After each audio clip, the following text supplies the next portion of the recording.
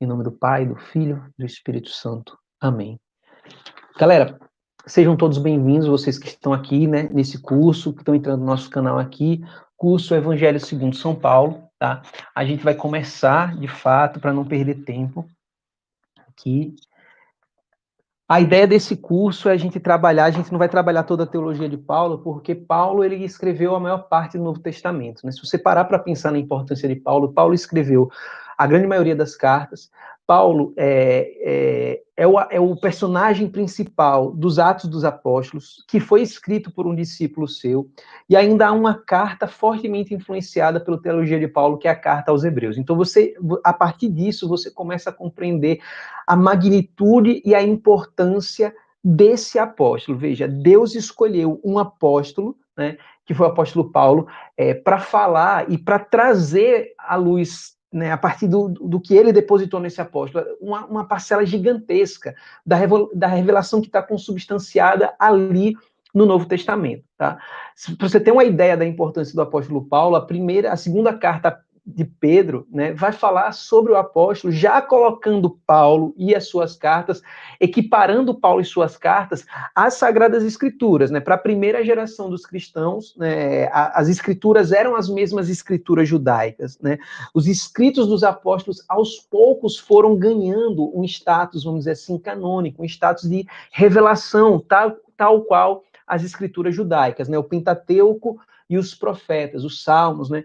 Então, mas já muito cedo, né, o que Paulo trouxe para as comunidades cristãs foi tão impactante, né? Foi tão impactante que Pedro já vai reconhecer isso lá na sua carta. Ele vai dizer assim que muitos ignorantes torcem as escrituras, né? Torcem os escritos de Paulo, que ele vai dizer que são de difícil compreensão, mas torcem para a sua perdição, porque não leem esses escritos no contexto da igreja. Tá? Então você tira por aí, veja, se Pedro, né, o primeiro dos papas, né, o chefe do colégio apostólico, já ainda na primeira geração, já atribui esse status de revelação àquilo que Paulo escreveu, Paulo que nem foi discípulo de Jesus, enquanto Jesus viveu aqui nessa terra, né, enquanto ele realizou seu ministério terreno, você percebe a magnitude e o impacto do pensamento de Paulo na primeira geração e, consequentemente, toda a igreja, né? Alguns teólogos vão dizer que a igreja tem 3 grandes doutores, né? O primeiro doutor, o doutor da geração apostólica, é o apóstolo Paulo. O segundo doutor, que é o da igreja antiga, é Santo Agostinho. O terceiro doutor é São Tomás de Aquino, doutor comum, doutor angélico, né?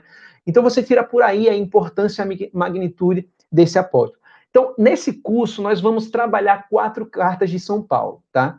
A carta aos Gálatas, a carta aos Efésios, a carta aos Filipenses e a carta aos Colossenses, beleza? Então, essa escolha, ela é interessante por quê? Tá? Veja só, a carta aos Gálatas, ela é uma das cartas, vamos dizer assim, mais importantes de Paulo, porque ela antecipa aquilo que Paulo vai trazer de maneira mais profunda na carta aos Romanos. Tá? Então, Gálatas vai trazer, vamos dizer assim, a primeira vez como Paulo vai elaborar teologicamente algumas concepções que são fundamentais para o pensamento dele. Né? As primeiras cartas de Paulo foram aquelas escritas aos Tessalonicenses, né? Mas Gálatas, ele vai fazer essa antecipação. Se você quer pegar a carta aos Gálatas, ela é como que um sumário, ela é como que uma antecipação da carta aos Romanos. E as outras cartas, Efésios, Filipenses e Colossenses, né? Elas são chamadas cartas do cativeiro, tá? Elas são chamadas cartas do cativeiro. Paulo já estava preso ali, né? Já tinha cumprido grande parte do seu ministério, né? E essas cartas, elas vão atingir uma plenitude de compreensão mais mística, mais profunda, né, do próprio mistério de Cristo. Então, nessa carta, né, nessas cartas, Gálatas, Romanos, né, 1 Coríntios, 2 Coríntios, né, nessas cartas, Paulo vai falar mais sobre a doutrina da salvação, tá? Então, essas cartas, elas vão centrar-se nessa doutrina da salvação. Mas aqui, quando Paulo vem, né, para as cartas do cativeiro, Paulo aqui já se decorreram alguns anos, né, desse ministério aqui. Paulo vai centrar, é como se ele desse um mergulho mais profundo, tá? Que mergulho mais profundo que Paulo vai dar aqui? Paulo vai dar um mergulho mais profundo na pessoa e na obra de Cristo, tá? Só que de uma maneira tal que pessoa e obra se confundem. Paulo vai entrar, ele vai penetrar com maior profundidade. É como se fosse o seguinte, veja, visualize dessa forma. O que está acontecendo aqui, nessas cartas do cativeiro? Paulo, já ao longo do seu ministério, do seu relacionamento com Cristo, foi tendo uma compreensão tão profunda do ministério, que aqui ele já está penetrando na pessoa de Jesus Cristo, na revelação de quem Jesus é. Tá? Então é como se aqui Paulo chegasse na plenitude, vamos dizer assim, do seu pensamento, tá? Na plenitude, e numa contemplação ainda mais mística, vamos dizer, ainda mais amorosa, ainda mais profunda, né? Então aqui Paulo desenvolve plenamente a maturidade da teologia de Paulo, mas aqui é o aprofundamento da maturidade, tá?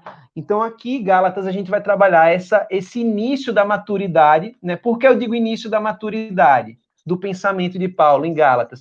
Porque ele vai completar isso em Romanos, tá? Romanos é a síntese teológica de Paulo. Mas essa maturidade, ela vai ganhar ainda uma penetração mais profunda, tá? O que a gente poderia chamar de penetração amorosa e contemplativa aqui, tá? Aqui é, por exemplo, em Filipenses 3, aquilo que Paulo vai falar, né? Eu quero conhecer Jesus, né, para ser não há nada tão excelente, está lá em Filipenses capítulo 3, né? Não há nada tão sublime quanto a excelência do conhecimento de Cristo. Né? Essa excelência do conhecimento de Cristo, essa penetração amorosa. Paulo compreendeu tanto aquilo que ele viu aqui, a doutrina da salvação, a obra, que aí ele mergulhou na pessoa. Tá? Então, o nosso curso ele vai trabalhar essa realidade aqui. Tá? Vai pegar essa carta, que é uma carta importantíssima para compreender a maturidade do pensamento de Paulo, e a gente vai trabalhar essas 3 cartas que penetram no mistério da pessoa de Cristo. Beleza? Então, a primeira coisa que a gente vai falar nessa aula, e essa aula vai ser importante, que ela vai preparar a base para a segunda aula, que é a aula mais importante para Gálatas, tá? A próxima aula é que a gente vai entrar no miolo da carta de Gálatas. Só que a aula de hoje é fundamental para a gente entender de onde passou, o que foi que aconteceu com Paulo, para que ele desenvolvesse o pensamento dele dessa forma, tá? Então, veja só, essa aula é importante porque ela vai lançar os fundamentos, tá? Ela vai lançar os fundamentos. A primeira coisa que a gente tem que entender é o gênero, né?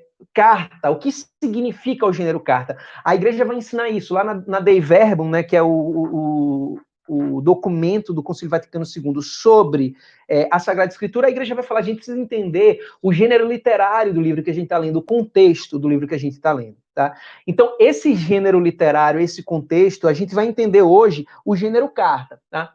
Eu quero que vocês entendam que eu não vou entrar aqui em questões exegéticas, em questões de método histórico crítico, esse tipo de coisa. A nossa ideia é uma leitura espiritual à luz da revelação, né, e no coração da igreja sobre esses escritos de Paulo. Tá? Então, por exemplo, Efésios é contestado. Alguns acadêmicos dizem que não foi Paulo que escreveu, outros dizem que foi. Eu não vou entrar nessas questões, tá? Mas a gente tem que conhecer, pelo menos, o que significa o gênero carta e como que Paulo utilizou esse gênero, tá? Então, veja, carta, o gênero carta é um gênero que era muito utilizado, a minha letra é meio feia, vocês vão ter que acostumar com ela. Carta era um gênero que era muito utilizado na antiguidade. Por exemplo, hoje a gente tem e-mail, a gente tem telefone, WhatsApp, e na época de Paulo não tinha isso. Né? Se você queria uma comunicação, né, o gênero, a forma de comunicação escrita mais utilizada nas relações do dia a dia era o gênero carta. Tá? Como que o gênero carta se estrutura no mundo grego? O gênero carta ele vai se estruturar em 3 pontos. Primeira coisa, tá? Uma introdução que é composta por saudação, tá? Por uma saudação, né?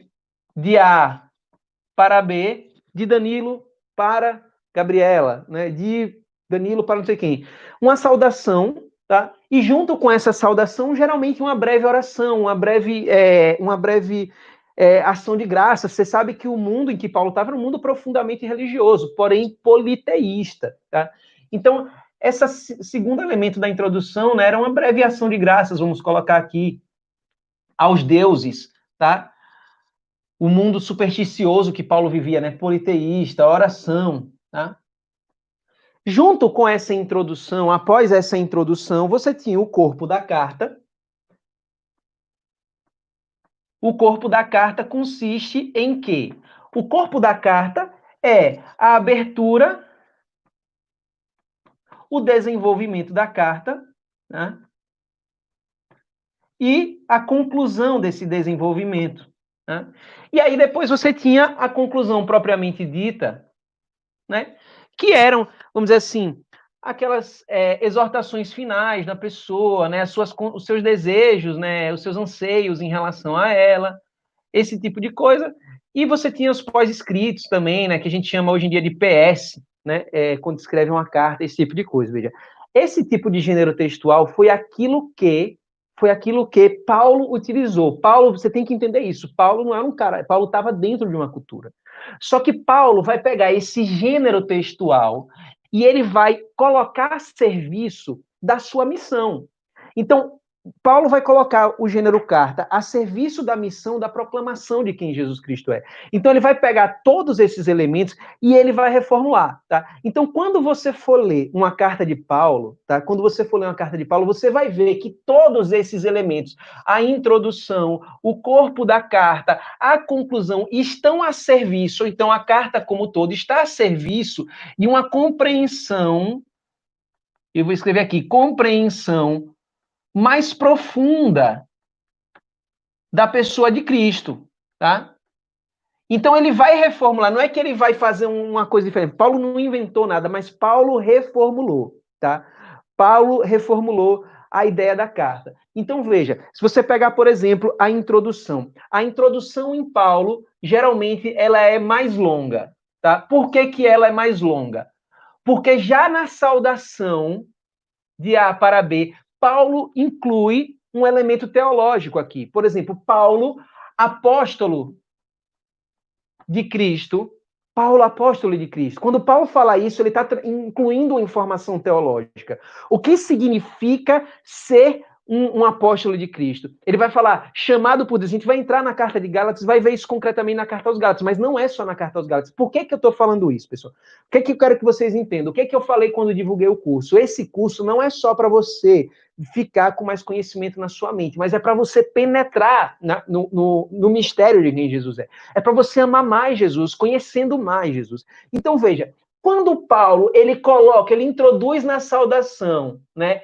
A saudação dele é mais longa, porque ele introduz elementos teológicos, é porque já a saudação traz uma revelação de quem Jesus é. É porque já a introdução tem elementos que nos falam de Deus. Então, quando eu pego uma carta e compreendo essa estrutura, então ele tem que compreender isso. Geralmente ele fala, Paulo, apóstolo de Cristo Jesus, apóstolo de Cristo e de Deus o Pai, de nosso Senhor Jesus Cristo, de Deus seu Pai, né? A gente poderia ler aqui algumas introduções. Ele já está trazendo algo. Ele vai falar aos santos, né? Aos chamados. Aqui, né? Aqui ele já está trazendo um outro elemento teológico também. E geralmente as ações de graça, tá? A oração de Paulo também é mais longa. Por quê? Porque geralmente Paulo utiliza essas ações de graça para introduzir, né? Ele vai introduzir o tema das cartas, já na forma como ele faz a sua ação de graça. A gente vai ver isso, não se preocupe, a gente vai ver isso em todas as cartas que a gente vai trabalhar. A gente vai perceber que ali naquelas ações de graça, que para o judeu era, ou para o judeu não, para o grego, eu falo grego era para o habitante do Império Romano. Por que eu digo grego? Porque era a língua dominante, é como o inglês é hoje para nós. Então, para aquele cara do Império Romano, o que acontecia? Né? A saudação era simples, de Danilo para fulano, que, sei lá, que Apolo te abençoe e que faça iluminar a luz dele sobre sua vida. Ponto, era isso. Paulo não. Paulo já vai começar na introdução, né, na saudação e na ação de graças, a colocar um conteúdo teológico que vai falar, que vai trazer a revelação de várias coisas, vai ter condensado. Claro, não é um tratado, mas está condensado nas palavras, na forma como ele faz aquilo, uma revelação teológica. Então, quando você pega, por exemplo, ou para estudar ou para fazer a leitura, ali você já tem uma matéria de oração. Tá? Ali você já tem uma matéria de reflexão e de meditação muito profunda, porque tem um significado por trás. O que significa ser apóstolo de Jesus? O que que aquela ação de graças ela está trazendo? Você vai ver, por exemplo, Paulo vai dizer assim, oro para que você penetre no conhecimento de Deus. A gente vai ver isso em todas as cartas. Mas ali você já tem uma revelação de algo do cristianismo. Você já tem uma revelação de algo de Jesus. Você já tem uma revelação de algo do que é a igreja, tá? Então, isso aqui é o primeiro elemento. É o elemento da introdução, tá? Você tem o elemento do corpo da carta. No corpo da carta, o corpo da carta de Paulo, geralmente, ele é dividido em dois polos, tá? Que polos são esses no corpo da carta de Paulo? Toda a carta de Paulo vai trazer isso.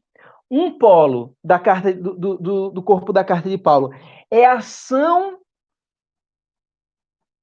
de Deus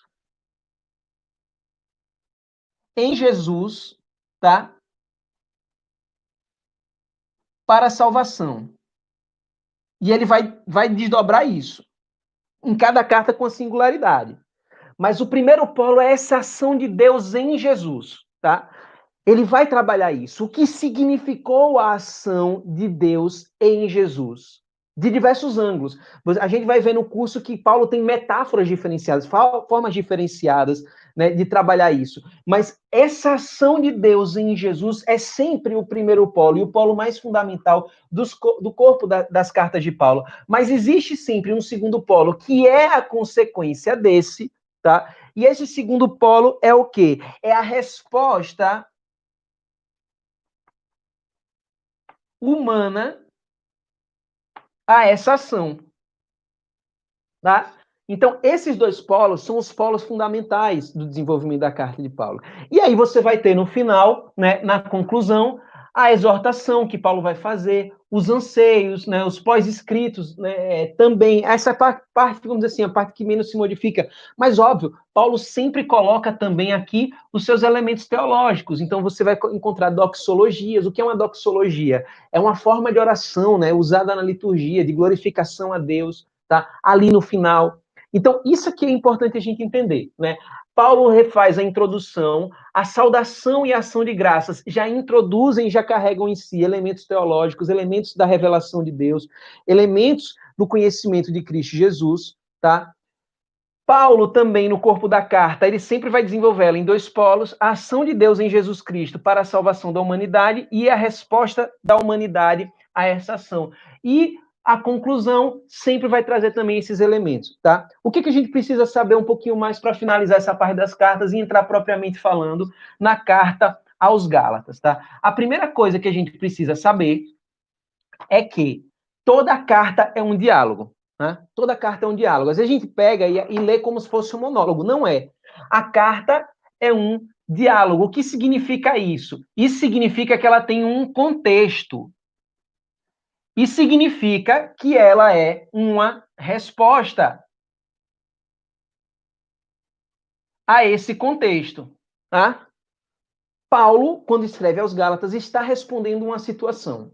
Eu preciso mergulhar para compreender essa situação, ver nas entrelinhas o que está sendo falado a Paulo, o que está sendo trazido ali, porque esse é o conjunto completo que me faz compreender a carta. Então, a carta, ela é sempre um diálogo, né? Ela responde, veja, a segunda coisa, né? Esse diálogo, essa resposta, é uma resposta a situações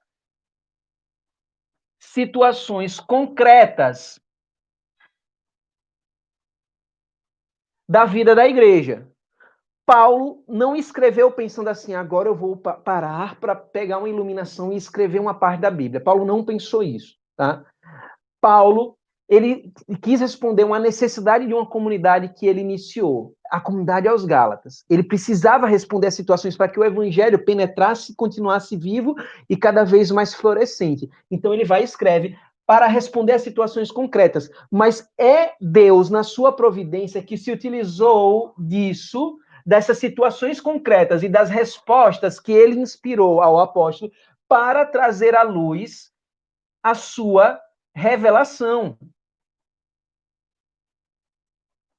É assim que Deus deu a revelação que está consubstanciada na Sagrada Escritura, a partir da sua providência, movendo as situações e se utilizando das situações para que, a partir dessas situações, né, a revelação de Deus ela alcançasse, né, ela chegasse a nós. Né, e você vai ver que isso é o que ocorre em toda a história da igreja. Então você vai ter os concílios, né, os concílios são sempre respostas a problemas, a heresias que surgem, mas Deus utiliza isso para aprofundar cada vez mais o depósito da fé. Então, isso foi sempre a forma de Deus agir e de trazer à luz, né, a plenitude da revelação para nós. Claro, plenitude da revelação aqui, eu quero dizer aquilo que está nas Escrituras. Né? Encerraram-se as Escrituras, não tem mais, né, vamos dizer assim, revelação. Deus não vai completar aquilo que ele já revelou através dos apóstolos, né? Mas a gente vai mergulhando de maneira cada vez mais profunda nisso que ele já nos deu, tá? Então, galera, agora a gente vai começar de fato, propriamente, a carta aos Gálatas, tá?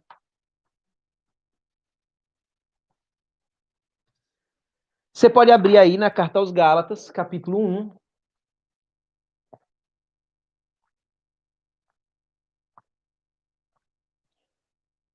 Gálatas, capítulo 1. A gente vai tentar ler até o 2,14 hoje, porque aí a gente prepara para entrar com tudo no corpo da carta, né, no miolo da carta, na semana que vem. No corpo a gente já vai entrar um pouco, né, a partir do versículo 11 é o corpo da carta. Então vamos lá. Paulo, capítulo 1, olha o que Paulo vai dizer. Tá? Eu estou usando a Bíblia de Jerusalém, beleza, gente? Você pode usar outra tradução, não tem problema. De preferência, uma tradução católica, tá? Mas se você também tiver uma tradução protestante, se for uma tradução boa, não tem problema não. Se você for protestante, né, e estiver acompanhando esse nosso curso. Gálatas 1, Paulo vai dizer assim: Paulo, apóstolo, não da parte dos homens, nem por intermédio de um homem, mas por Jesus Cristo, né, por Jesus Cristo, e Deus Pai que o ressuscitou dentre os mortos, e todos os irmãos que estão comigo às igrejas da Galácia. Graça e paz da parte de Deus nosso Pai e do Senhor Jesus Cristo, que se entregou a si mesmo pelos nossos pecados, a fim de nos livrar do presente mundo mal. Segundo a vontade do nosso Pai, Deus e Pai, a quem seja dada a glória pelos séculos dos séculos. Amém. Olha essa introdução. A gente vai começar a entender aquilo que a gente falou da estrutura, né, a partir da carta aos Gálatas, tá? E essa carta aos Gálatas, ela é muito singular, tanto na sua introdução, quanto na saudação, quanto na ação de graças. Por quê? Se você pegar todas as saudações de Paulo, elas têm mais ou menos essa estrutura. Você pega, por exemplo, Coríntios, 2 Coríntios. O que Paulo vai falar? Paulo, apóstolo de Cristo pela vontade de Deus, e Timóteo, o irmão, a igreja de Deus que está em Corinto. Então ele vai dizer, ele sempre se qualifica. Quem é esse Paulo que está escrevendo? 1 Coríntios, Paulo vai falar o quê? Paulo, chamado a ser apóstolo de Cristo Jesus por vontade de Deus, e Sóstenes, o irmão à igreja de Deus que está em Corinto. Romanos, o que Paulo vai dizer? Paulo, servo de Cristo, chamado para ser apóstolo, escolhido para anunciar o evangelho. Você vê que Paulo ele sempre fala, né, do seu chamado. Efésios, né, uma outra carta, só para a gente terminar essas comparações. Paulo, apóstolo de Cristo Jesus, pela vontade de Deus, aos santos e fiéis em Cristo Jesus. Só que Gálatas, ela tem uma singularidade muito grande. Qual é a singularidade de Gálatas? A singularidade é uma resposta ao contexto que Paulo estava escrevendo. Paulo aqui enfatiza que o chamado de Deus, que está lá em todas as cartas, ele traz uma informação adicional. Paulo, não da parte dos homens, e não por intermédio de um homem, mas por Jesus Cristo e Deus Pai que o ressuscitou dentre os mortos. Paulo apóstolo, né? Paulo está dizendo assim, Paulo não é apóstolo por parte, né, chamado, o chamado de Paulo, Paulo está dizendo assim, é um chamado direto, tá? É uma intervenção divina, direta, que o separou para o apostolado, tá? Intervenção em inte, né, inte ponto, divina, direta, que chamou para o apostolado. Por que Paulo está falando isso? Porque, veja, a carta aos Gálatas foi escrita num contexto de uma, vamos dizer assim, de uma perseguição e de um questionamento muito forte à mensagem que Paulo proclamou, ao evangelho que Paulo proclamou. E Paulo, por sua vez, está defendendo o evangelho que ele proclamou. E a primeira defesa que ele faz do evangelho que ele proclamou é a defesa do chamado que Deus fez para ele. Então, veja, a primeira coisa que Paulo vai usar como argumento para defender o seu evangelho é a origem do seu apostolado. A origem do apostolado de Paulo não foi através de homens. Né? Não quer dizer, por exemplo, vou mudar de maneira concreta, às vezes Deus vai utilizar homens para manifestar sua vontade na nossa vida. Uma pessoa vai fazer a nós o chamado, uma pessoa nos prega o evangelho, uma pessoa nos aconselha, ali a gente tem um encontro com Deus, ali a palavra de Deus nos revela. Paulo, e a gente sabe desse contexto, porque está lá em Atos capítulo 9, vai dizer assim, não, comigo, o chamado de Deus não se deu por intermédio de homens, mas foi uma intervenção divina, direta, que me chamou e que me comissionou para a missão que eu estou exercendo, para o meu apostolado. Paulo está dizendo isso, veja, todos os apóstolos foram instituídos diretamente por Jesus. Paulo está dizendo, eu também fui instituído diretamente por Jesus. Houve uma intervenção divina direta que me constituiu como apóstolo de Jesus Cristo. E esse é o fundamento do meu apostolado. Eu sou apóstolo não porque as pessoas me consideram apóstolo, não porque as pessoas gostam, né, daquilo que eu prego, não. Paulo está dizendo, houve uma intervenção divina direta que me levou a ser apóstolo. Uma intervenção divina da parte de Jesus Cristo, e Paulo vai sempre usar essa expressão, Jesus Cristo junto com Deus Pai, tá? Isso aqui é importante, essa introdução, isso aqui, esse binômio que Paulo sempre utiliza, é importante, tá? Então, Paulo vai dizer que a origem dele é essa origem divina. E aí ele vai começar, essa é a primeira coisa importante para a gente entender na ação de graça. Por quê? Porque isso aqui ele vai desenvolver, tá? Isso aqui ele vai desenvolver. Veja como é importante. Já a introdução, tá? Já a introdução, ela já é importante. A gente não pode passar batida assim, como se fosse qualquer coisa, tá? E aí ele vai continuar na introdução. Graça e paz, eu não vou aprofundar isso, mas interessante isso aqui, só para a gente, a título de conhecimento. Paulo vai utilizar graça e paz em todas as suas epístolas. E por que é interessante isso aqui? Porque graça era uma saudação muito comum no mundo grego. É uma palavra grega chamada caris. E paz é uma saudação muito importante para o mundo hebraico, que é o shalom. Veja, por que Paulo utiliza a expressão graça e paz? Porque Paulo, a partir dessa expressão, ele está dizendo que Deus, ele reuniu graça, né, os gentios, os pagãos, e os judeus, é o shalom, tá? E a saudação de Paulo é para a totalidade da humanidade, pagãos e judeus, que haviam sido separados pela primeira aliança em Moisés. Então, veja, até a saudação que Paulo usa é intencional. Por que ele sempre fala graça e paz? Porque para Paulo, a gente vai ver também nas cartas mais à frente durante o curso, essa separação foi abolida, tá? Ela foi abolida em Cristo Jesus. Mas isso aí a gente vai ver mais para frente, tá? Paulo vai dizer assim: graça e paz a voz da parte de Deus, nosso Pai, e do Senhor Jesus Cristo, que se entregou a si mesmo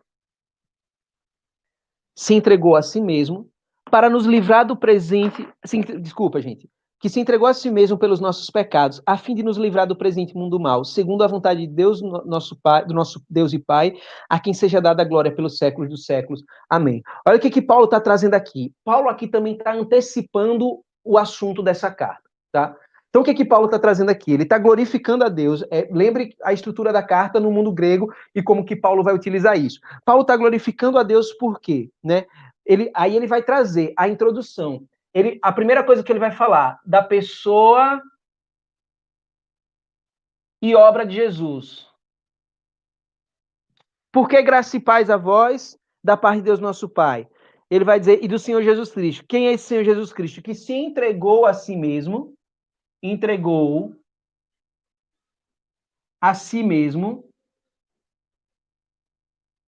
pelos nossos pecados, tá? Pelos nossos pecados. Para quê? Para que Jesus se entregou pelos nossos pecados? Paulo vai falar. A fim de nos livrar do presente mundo mal, tá? Livrar do presente mundo mal. Por que isso aqui é importante? Porque esse é o tema dessa obra. Como Jesus, como a pessoa e a obra de Jesus impactaram a nossa liberdade. O tema da carta aos Gálatas, é a pessoa e a obra de Jesus e a liberdade cristã, tá? Qual é o impacto do que Jesus fez, do que Jesus é, na nossa liberdade de filhos de Deus, né? E aqui tem uma coisa interessante.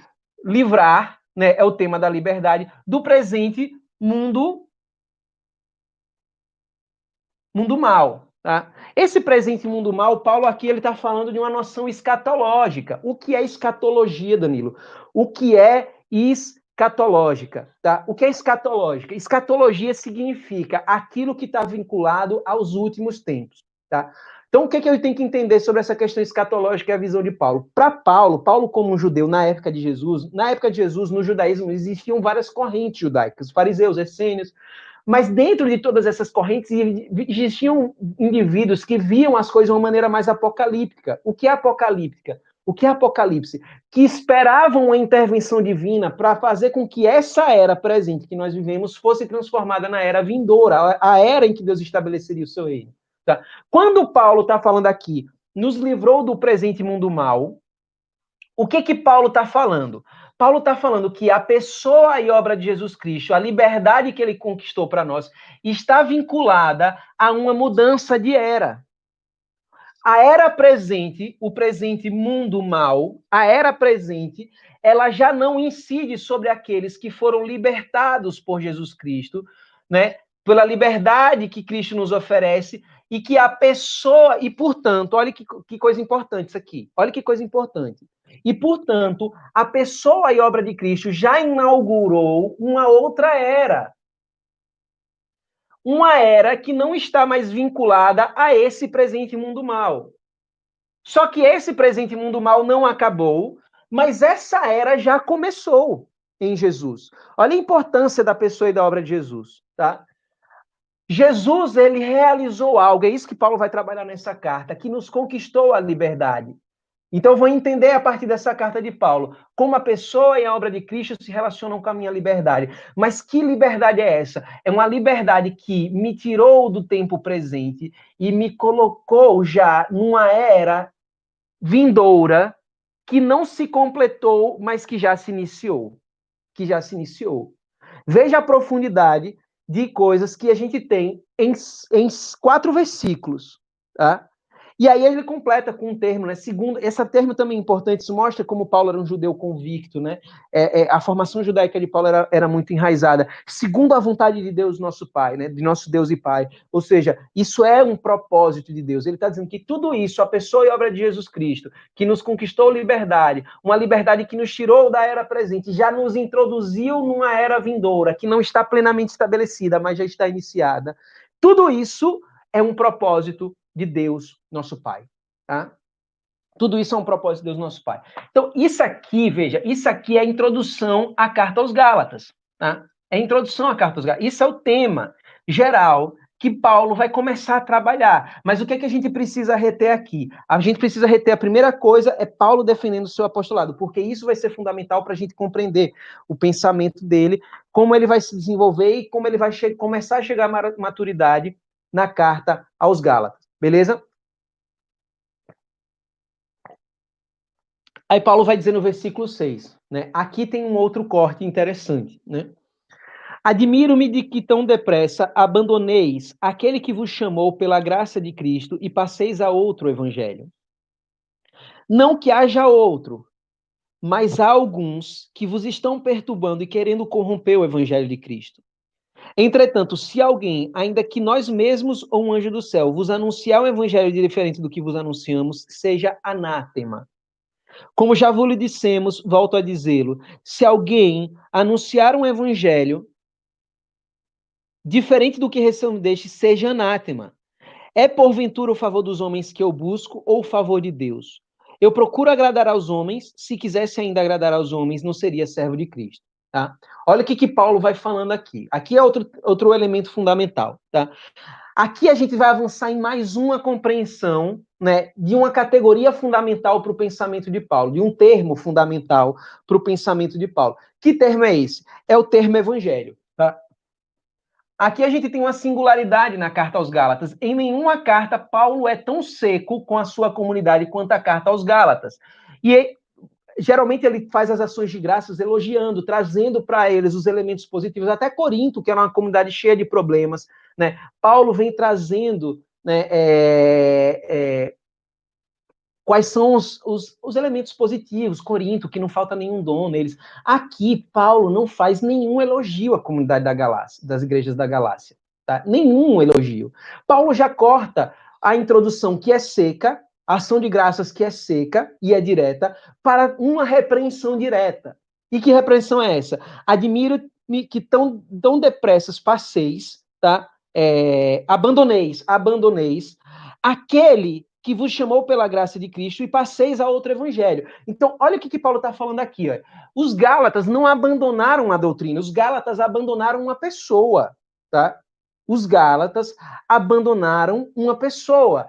Ele está dizendo, admiro-me que abandoneis aquele que vos chamou pela graça de Cristo. Quem é esse? Deus Pai. Ele está dizendo assim, o que Paulo está falando é algo muito grave. Por quê? Ele está dizendo o quê? Deus Pai foi abandonado. Por quê? Porque os Gálatas passaram a um outro evangelho.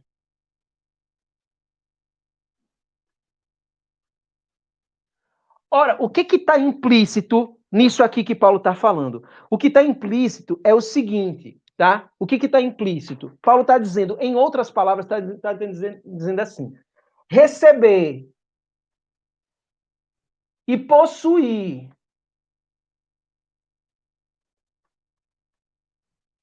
o verdadeiro evangelho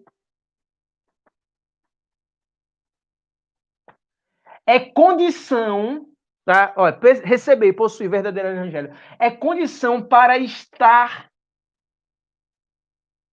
em Deus. Está unido a Deus. Paulo está falando uma coisa muito importante, veja. O que faz essa ligação? O verdadeiro evangelho, tá? O verdadeiro evangelho. Quando você passa a outro evangelho, ao falso evangelho, tá? O que acontece? Você perde isso aqui. Você perde a ligação com Deus. Você perde porque, veja, é condição necessária receber e possuir o verdadeiro evangelho para receber também a Deus, receber a vida divina em nós. Tá? Receber a vida divina em nós. Então, veja, isso aqui é muito importante. Por quê? Porque evangelho e vida divina em nós são coisas interdependentes. E se eu passo a um outro evangelho, eu perco a vida divina, porque só um evangelho pode me conferir a vida divina. E aqui entra uma coisa importante. Por quê? Porque, veja, Paulo foi a única pessoa no mundo grego da época dele, a usar a palavra evangelho da forma como ele usa. Por quê? Porque Paulo vai falar em grego evangelion, que é uma palavra no singular, que significa o quê? Boa nova, tá? Danilo, qual é a novidade disso? A gente sabe disso. O que a gente não sabe é que na época de Paulo, tá? Na época de Paulo, os historiadores pegaram milhares de cartas, tá?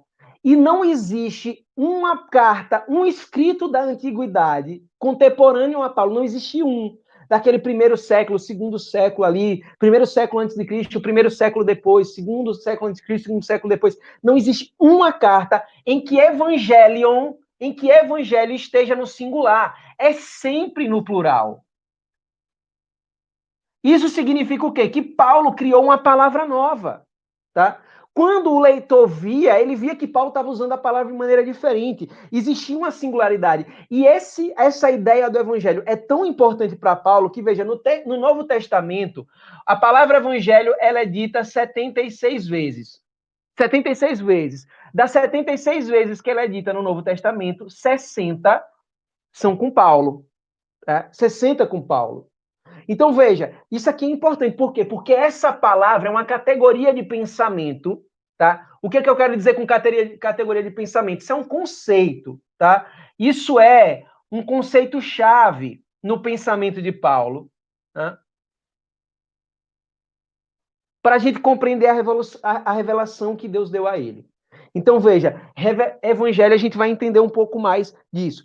Pega aí Romanos, capítulo 1, versículo 1. Romanos 1, versículo 1.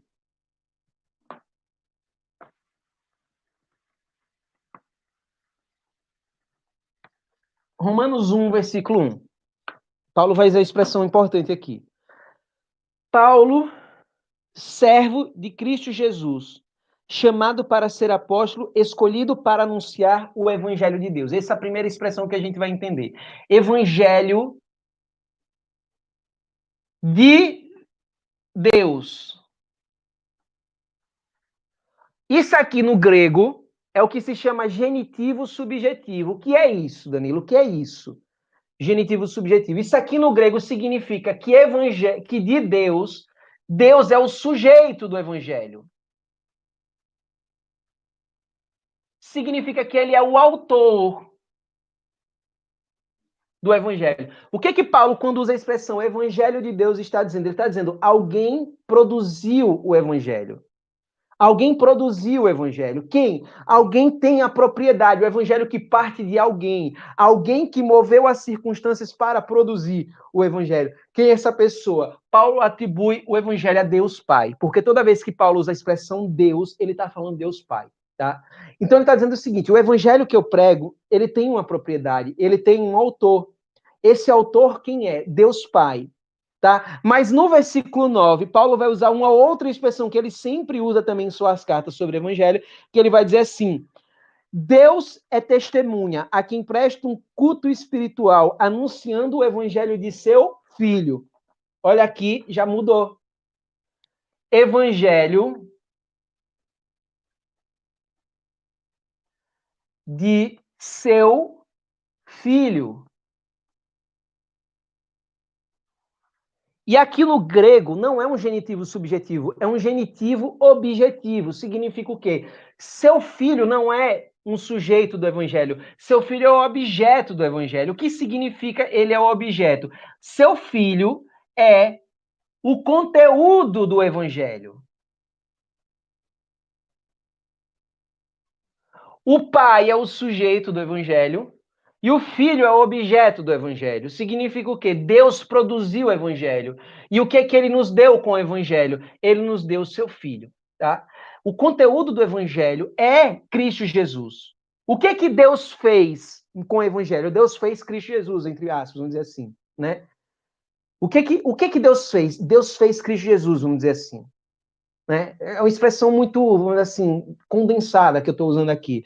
Mas Deus, ele criou o evangelho, a ação de Deus, é isso que eu quero trazer para você. A ação de Deus, ela se concretizou, ela se materializou em Cristo Jesus, tá? Então, Deus agiu na salvação do mundo, dando a nós o seu Filho. E a ação do Filho nada mais é do que a ação de Deus, nada mais é do que o dom de Deus. Então, essa é a primeira coisa para eu entender por que para Paulo o evangelho é importante. Porque para Paulo o evangelho tem um sujeito e tem um objeto. O sujeito é Deus Pai e o objeto do evangelho é o nosso Senhor Jesus Cristo. O sujeito é o Pai e o objeto é o Filho. O autor é o Pai e o dom do evangelho é o Filho. O Pai nos dá o Filho através do evangelho. Veja, olha a importância da categoria evangelho para Paulo. Tá? Só que aí a gente vai mais à frente para entender isso.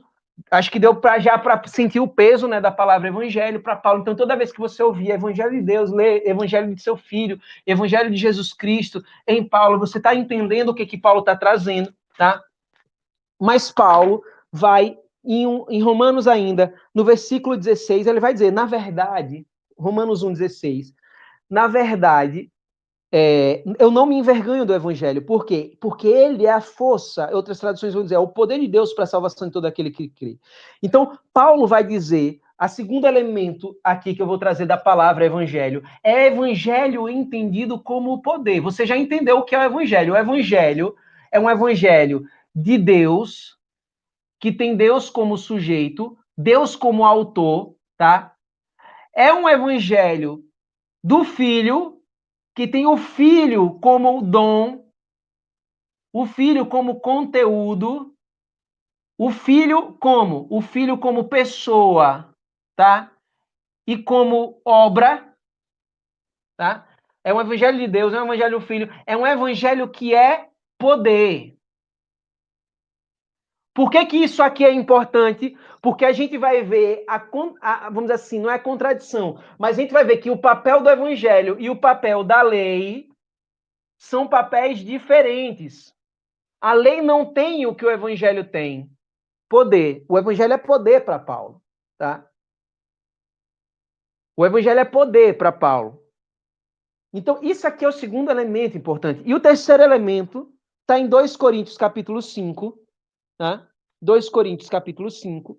No versículo 19, aqui a gente entende o evangelho, vai entender como o evangelho é obra de Deus. Isso aqui vai ficar mais claro agora. Em 2 Coríntios 5, a partir do 19 e seguintes, tá? O que 2 Coríntios 5, 19 e seguintes vai dizer? Olha o que ele vai dizer. Pois era Deus que em Cristo reconciliava o mundo consigo. Olha o que ele está dizendo aqui. Aqui, autor e objeto se confundem, se fundem, tá? Helder, você perdeu muita coisa, brother. Você vai ter que ver tudo de novo, parceiro. Aqui, objeto e autor se confundem. Autor e dom, eu não vou usar tanto a palavra objeto, né? Autor e dom se confundem. Paulo está falando em 2 Coríntios 5,19. Né? Era Deus que em Cristo reconciliava o mundo consigo. Veja que é uma ação de Deus em Cristo, tá? Em Cristo. Em Cristo, Deus realiza uma obra. Tá? Era Deus em Cristo que reconciliava o mundo consigo. Que obra? Não imputando aos homens suas faltas e pondo em nós, né, a palavra de reconciliação. Sendo assim, em nome de Cristo, exercemos a função de embaixadores, e por nosso intermédio é Deus mesmo que vos exorta. Em nome de Cristo, suplicamos-vos, reconciliai-vos com Deus. Então, olha o movimento do que Paulo está falando. Olha o movimento do que Paulo está falando. Paulo está dizendo que Deus realizava uma obra em Cristo. Que obra é essa que Paulo está falando? Reconciliação. Essa obra é a reconciliação do mundo com ele, com Deus. Em Cristo Jesus está sendo realizado. Aí Paulo vai dizer assim, e Deus nos colocou uma palavra de reconciliação. Que palavra é essa? O Evangelho. O que é que se realiza nessa palavra? Deus mesmo fala. Paulo está falando aqui. O que é que Deus fala? Deus fala, reconciliai-vos comigo. Então, olha o que Paulo está dizendo aqui, em outras palavras. Paulo está dizendo assim, a obra que se realizou em Cristo, tá? Que obra foi essa? A reconciliação. Quando nós proclamamos a palavra da reconciliação, a palavra da obra, tá? A palavra da obra, quando nós proclamamos essa palavra, o próprio Deus fala e ele opera o quê? Ele opera a própria obra que ele já realizou em Cristo. Ou seja, isso significa que o evangelho carrega em si mesmo a própria obra de Cristo, a própria pessoa de Cristo. Tá? Então, quando o evangelho de Deus, o evangelho de Cristo é anunciado, o que acontece? O que acontece? O próprio Cristo é anunciado. A própria obra que Deus realizou já em Cristo no Calvário, que está na eternidade, tá? Essa obra, ela se atualiza no tempo presente. Então, a proclamação do evangelho, a gente poderia resumir dessa forma, a proclamação do evangelho, ela atualiza eu poderia até usar uma palavra melhor, ela presentifica, ela torna presente o quê? A obra de Deus em Cristo. E por isso é tão importante o evangelho para Paulo, tá? E por isso é tão importante o evangelho para Paulo. Né? Então, isso aqui, você começa a entender por que Paulo escreve Gálatas, tá? Porque se você perde isso, qual é o que ele falou aqui? Admiro-me que tão depressa abandoneis aquele que vos chamou pela graça de Cristo e passeis a outro evangelho. Então, quando você passou a outro evangelho, que não esse, que é o evangelho da obra de Deus em Cristo, tá? É o verdadeiro evangelho. Quando você passa de um para outro, você perde o próprio conteúdo do evangelho, que é uma pessoa, que é Jesus, que nos une ao Pai. E é isso que está falando aqui. Por que Paulo, essa carta é tão importante? Essa carta é importante, tá? Essa carta é importante por quê? Porque Paulo aqui, o que está em jogo é o verdadeiro evangelho. Tá? É o verdadeiro evangelho. Então a gente vai passar para o versículo 11, tá?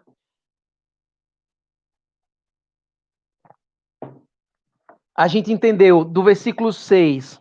O centro do versículo 6 é isso, tá? Até o versículo 10. O centro é isso aí. Aí no versículo 11, Paulo vai começar a desenvolver, né, a defesa do ministério dele. E a gente vai entrar no último elemento fundamental para compreender o ministério de Paulo, tá? A gente vai entrar agora. E isso vai formar a base para depois. Então, veja, a gente entrou aqui. Qual é a primeira palavra que eu tenho que guardar? Evangelho, tá? Evangelho. Aí a gente vai entrar agora numa segunda palavra fundamental. Com efeito, Paulo vai dizer, versículo 11, tá? Com efeito, eu vos faço saber, irmãos, que o evangelho por mim anunciado não é segundo o homem. Lembre lá a intervenção divina que Paulo colocou lá na sua introdução, tá? Aí Caio falando aí, nunca imaginei que havia tamanha profundidade apenas na introdução, tá? Veja só. Com efeito, eu vos faço saber, irmãos, que o evangelho por mim anunciado não é segundo o homem.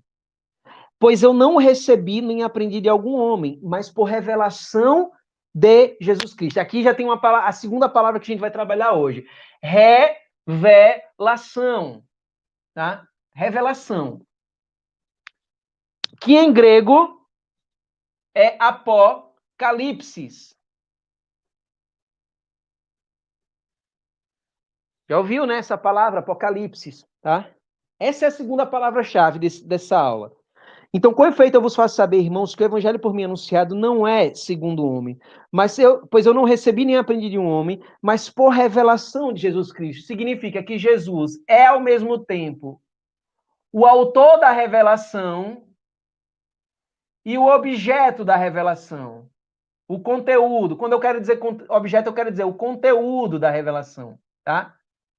Ele é, ao mesmo tempo, o autor que revelou e, ao mesmo tempo, aquele que foi revelado. Deu para entender? Então, Paulo está falando aqui, com efeito, irmãos, ele está dizendo assim, estão anunciando outro evangelho para vocês. Vocês, aderindo a esse outro evangelho, se separaram de Deus, porque só através do verdadeiro evangelho vocês se unem a Deus. Aí Paulo está falando aqui, de novo, o evangelho anunciado por mim não é segundo o homem. Significa, não veio de uma tradição carnal. Pois eu não recebi nem aprendi de algum homem, mas por revelação de Jesus Cristo. Ele vai dizer, versículo 13, recuperando a história dele. Ouvistes certamente da minha conduta de outrora no judaísmo, de como perseguia sobremaneira e devastava a igreja de Deus. Você sabe disso? Paulo, antes de Atos capítulo 9, Paulo perseguia a igreja. Ele foi testemunha do apedrejamento de Estevão, né? E como progredia no judaísmo, mais do que muitos compatriotas da minha idade, distinguindo-me no zelo. Eu quero que você circule a palavra zelo, a gente não vai trabalhar ela hoje, mas circula a palavra zelo, ela é importante para a gente.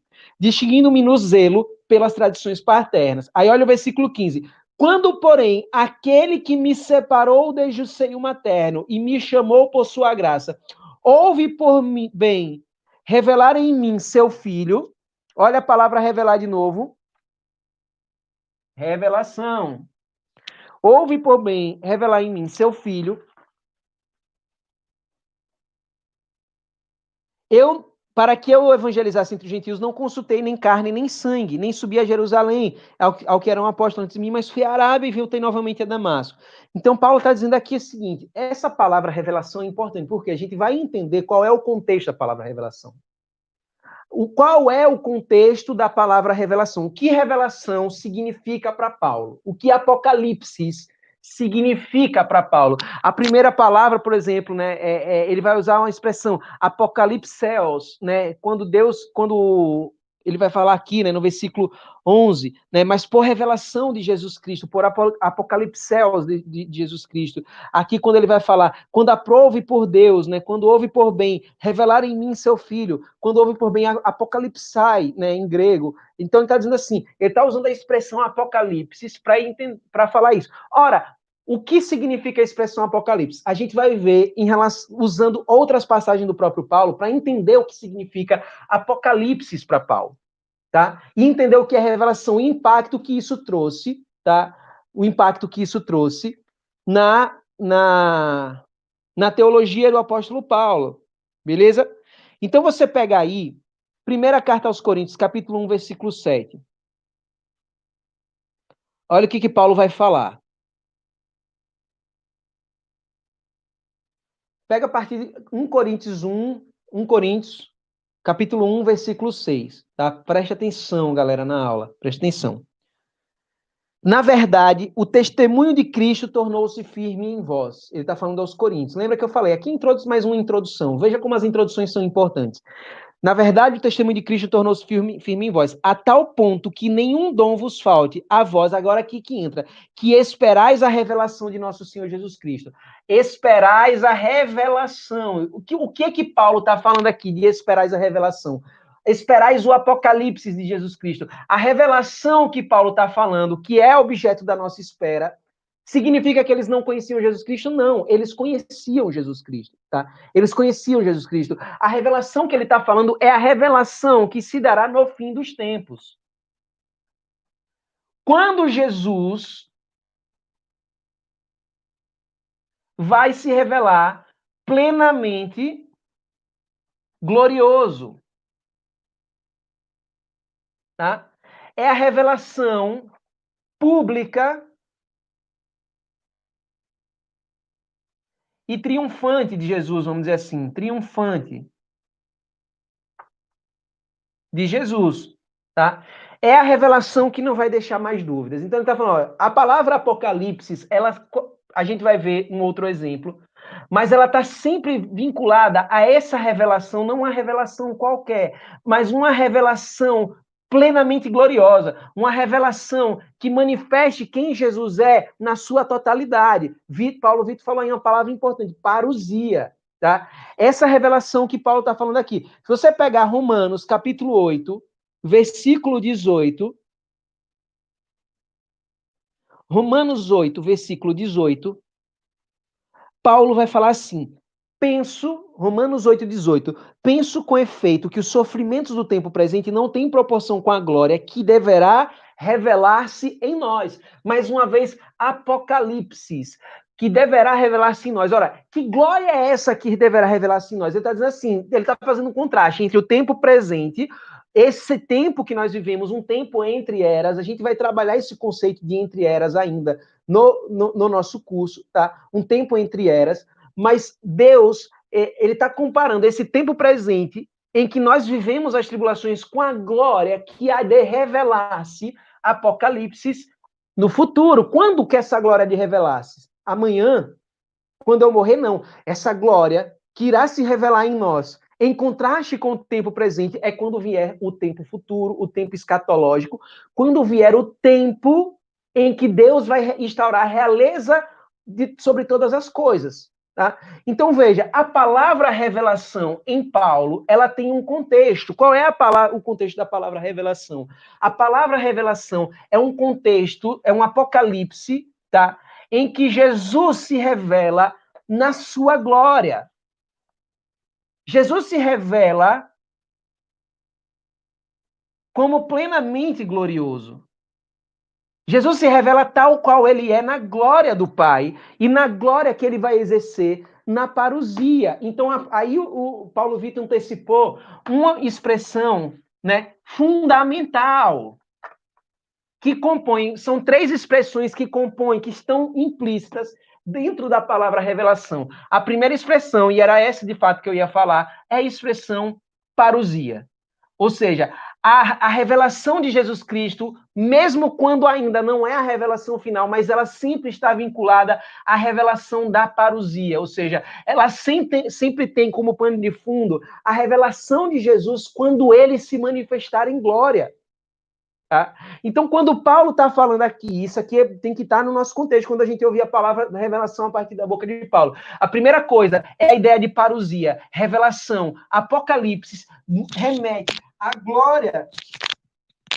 glória de Jesus na parousia. Tá? A glória que vai se manifestar de maneira definitiva, né? Como está lá na profecia, né? Todos o verão e todos baterão no peito ao verem e a contemplarem aquele que transpassaram. Por quê? Porque eles contemplarão que ele é o glorioso, que ele é o Rei dos Reis. Tá? Então, essa dimensão da parousia, ela está vinculada, a revelação está vinculada, a parousia está vinculada a uma outra ideia, que é a ideia de exaltação. Aquele que vai se manifestar plenamente na parousia só vai se manifestar porque ele foi exaltado. A gente poderia fazer um paralelo da palavra exaltação com a palavra senhorio. Aquele que vai se manifestar na parousia, ele vai exercer plenamente na parousia algo que ele já exerce, mas não de maneira total, porque ainda estamos entre tempos, entre o tempo vindouro e a era presente, existe ainda uma sobreposição de eras.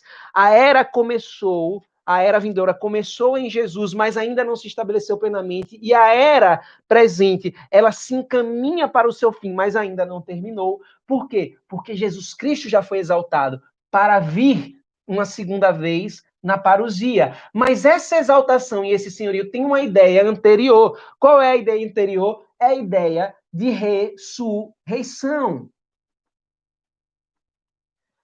Esse Jesus Cristo só foi exaltado e só foi constituído Senhor porque ele ressuscitou. Ele venceu a morte, ele venceu o pecado e ele foi, através de Cristo Jesus, através de Deus, né, por Deus o Pai, através do seu poder, ressuscitou Jesus, né?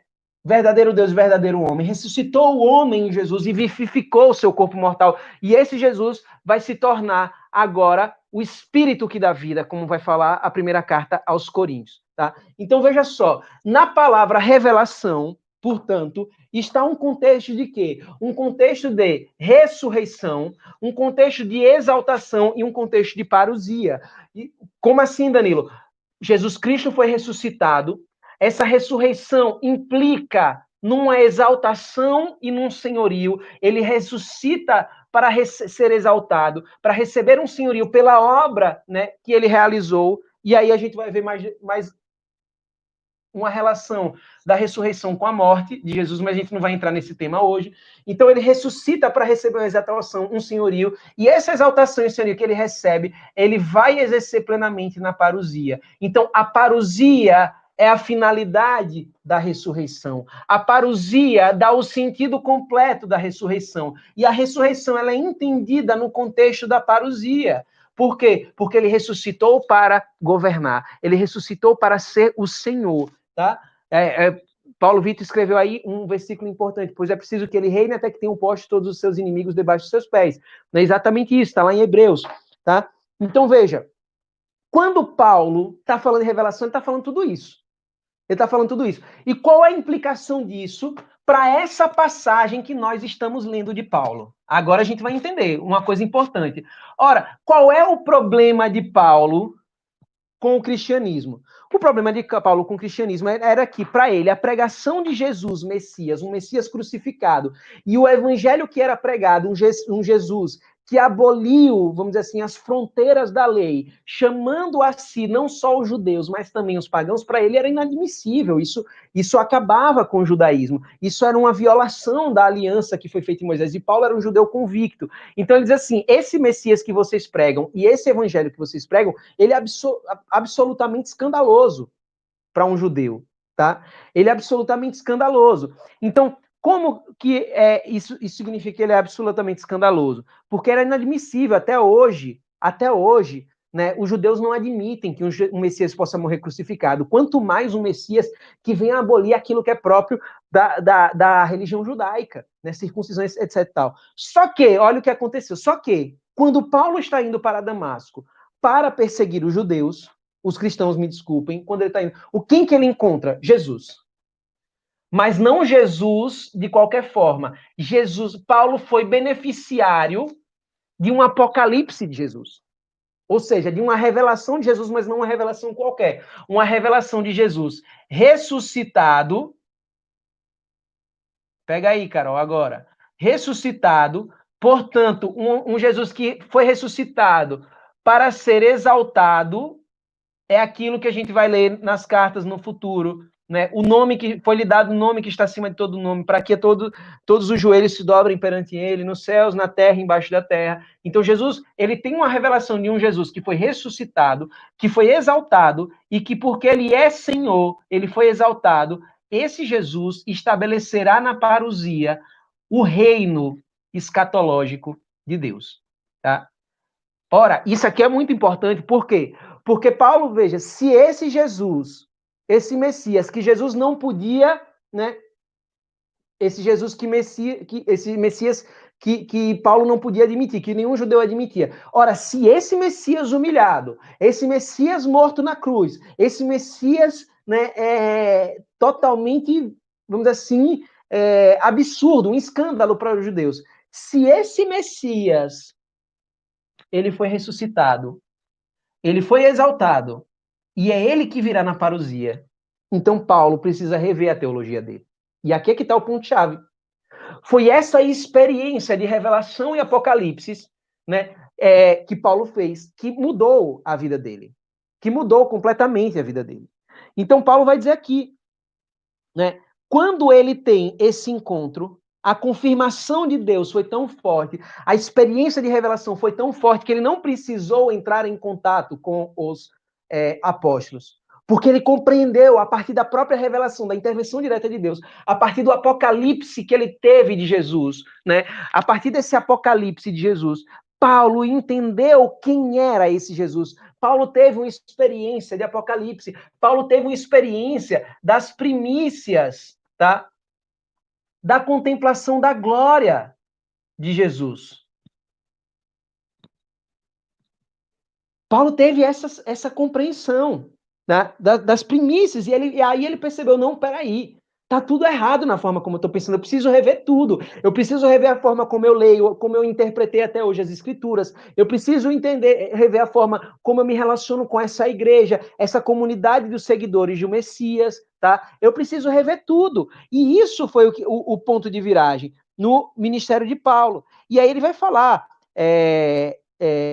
depois, né, só depois de 3 anos, Paulo vai dizer assim, né, em seguida, após 3 anos, subi a Jerusalém para avistar-me com Cefas, com Pedro, né, e fiquei com ele 15 dias. Não vem nenhum apóstolo, mas somente Tiago, o irmão do Senhor. Tiago era um parente de Jesus. Né? Isto vos escrevo e asseguro diante de Deus que não minto. Em seguida fui às regiões da Síria e da Cilícia, de modo que pessoalmente eu era desconhecido das igrejas da Judéia que estão em Cristo. Apenas ouviam dizer, quem outrora nos perseguia, agora evangeliza a fé que antes devastava. E por isso glorificavam a Deus.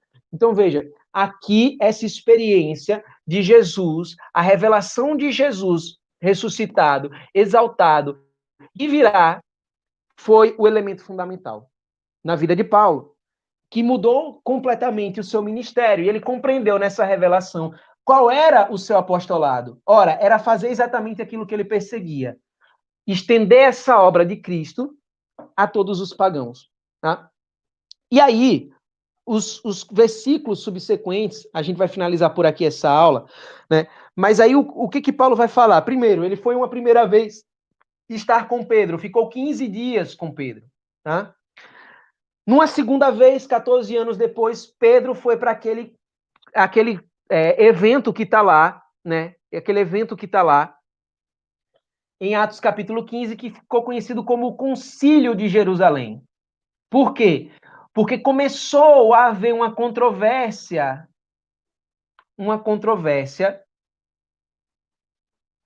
entre os judeus, né, e os pagãos que entravam na igreja e não se circuncidavam. Paulo vai para o Concílio de Jerusalém, está lá em Atos capítulo 15, tá? Atos 15. Então, Paulo vai lá para o vai lá e naquele concílio, né, Paulo vai descrever, né, o que foi que aconteceu. Ele se encontrou com os notáveis, Pedro, João e Tiago, né? E ele vai dizer assim no versículo 9, né? E conhecendo a graça em mim concedida, Tiago, Cefas e João, os notáveis tidos como colunas, estenderam-nos a mão a mim e a Barnabé em sinal de comunhão. Isso aqui é importante. Por quê? Porque, veja, Tiago, Cefas e João não impõem as mãos sobre Paulo, eles estendem as mãos. É um sinal, o sinal judaico de estender a mão direita para, né, celebrar um com o outro. Esse sinal não é um sinal de superioridade, em que um superior estabelece e abençoa o inferior, mas é um sinal de igualdade. Eles reconhecem ali, Paulo está dizendo isso, que o mesmo apostolado que a eles fora confiado também a Paulo. Tá? Aquele apostolado fora confiado a Paulo. Tá? Então, veja, essa comunhão significa exatamente isso. Um reconhecimento de que o evangelho que Paulo pregava estava em comunhão. E aqui é importante frisar isso, veja, não era que Paulo desprezava a comunhão com a igreja, né? Pelo contrário, quando ele tem a revelação, ele percebe que aquela fé que a igreja proclamava e que ele perseguia era a fé verdadeira, aquela era a correta interpretação das escrituras. Porém, Paulo quer descrever, o que Paulo quer acentuar nessa carta é que essa revelação ele recebeu de maneira direta de Deus. Deus imprimiu nele esse apostolado. Ele não tem uma autenticação humana, ele não tem uma carta de recomendação humana, mas o próprio Deus o instituiu para essa obra. E isso é fundamental que a comunidade da Galácia reconheça. Por quê? Porque compreendendo isso, a comunidade começa a poder compreender que aquilo que Paulo fala não é simplesmente uma mera opinião ao lado da opinião dos oponentes dele. Tá? Não é uma mera opinião ao lado das opiniões dos oponentes dele. Então, veja, isso aqui, e aí Paulo vai finalizar essa parte dizendo da Assembleia de Jerusalém, tá? E ele vai citar uma situação problemática, que está no versículo 11, né? Quando Cefas foi a Antioquia, quando Pedro vai a Antioquia, né? O que acontece, né? Ele vai dizer, eu enfrentei abertamente, porque ele se tornara digno de censura. Por quê? Antes de chegarem alguns vindo da parte dos judeus, né, da parte de Tiago, de Jerusalém, ele comia com os gentios, ou seja, Pedro não estava observando as leis, a disciplina própria da lei mosaica, que, por exemplo, proibia de se comer com os pagãos, né? Paulo não tinha Pedro não tinha esse comportamento. Porém, quando chegam os judeus, Pedro começa a mudar o comportamento. O que é que acontece? Pedro, que começou se comportando ali como alguém que não observa a disciplina da lei mosaica, aquilo que é próprio dos judeus enquanto judeus, né? Ele começa não só a observar, mudando o comportamento de maneira dissimulada, mas arrasta outros, inclusive Barnabé, pela autoridade que Pedro tinha. Pedro era o chefe do colégio apostólico. E Paulo aí tem a coragem de exortar e de confrontar abertamente Pedro. Por quê? Porque isso traz uma consequência acerca da compreensão do evangelho. Tá? Isso vai trazer uma consequência acerca da compreensão do evangelho. Que consequência é essa? Isso a gente vai ver na próxima aula. Tá? Então, na próxima aula, a gente vai começar a trabalhar a partir do versículo 15. Por que Paulo repreende esse comportamento? Por que Paulo confronta aqueles que chegaram na comunidade, nas comunidades da Galácia, né, assim como chegaram em Antioquia, nessa situação que ele vai falar? Por que ele está confrontando essas opiniões? E por que isso é tão importante para a gente entender a verdadeira compreensão do Evangelho, tá? Portanto, compreendendo a verdadeira o verdadeiro evangelho, ter de fato união com Deus, né? Se unir a Deus através da verdade revelada através da graça que essa verdade comunica, tá certo? Então, esse é o tema da próxima aula, tá? Eu vou dar aí 10 minutinhos para vocês fazerem perguntas, 5 minutos para vocês fazerem perguntas, eu vou responder as primeiras perguntas, tá? Para a gente não alongar muito, beleza? Mas aí a próxima aula, segunda-feira, a gente vai trabalhar isso.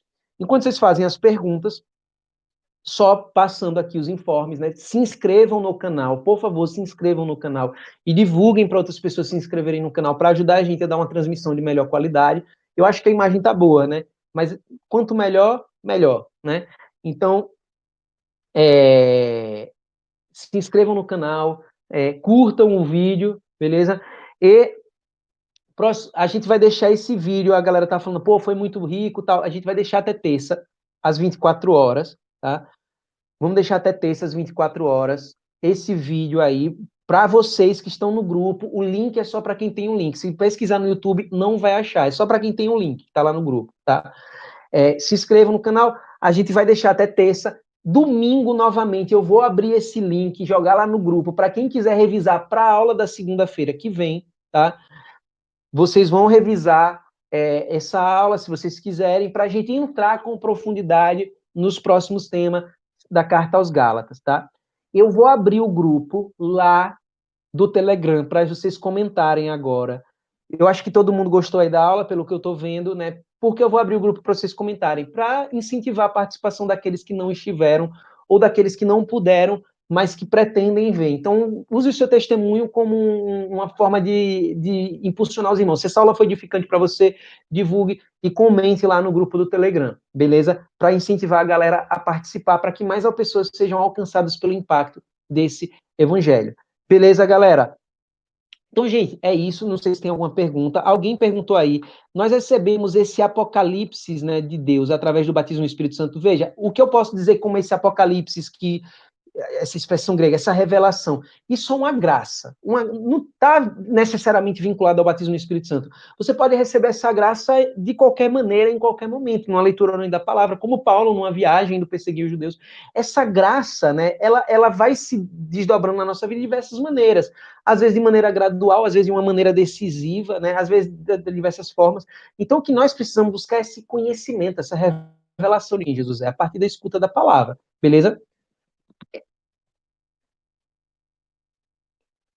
Vamos lá, ver se tem alguma pergunta, tá? Eu vi que o Everton fez. Eu quero aproveitar para agradecer algumas pessoas, tá? Eu quero agradecer ao Ed Bueno, que foi um cara que eu partilhei bastante com ele muita coisa, me encorajou muito nesse propósito aqui. O próprio Everton, tá? Que está aqui na aula. Everton me ajudou bastante com as artes. Everton, muito obrigado, meu irmão. Ed, muito obrigado. Eu quero agradecer minha irmã, não sei se ela está vendo essa aula, né?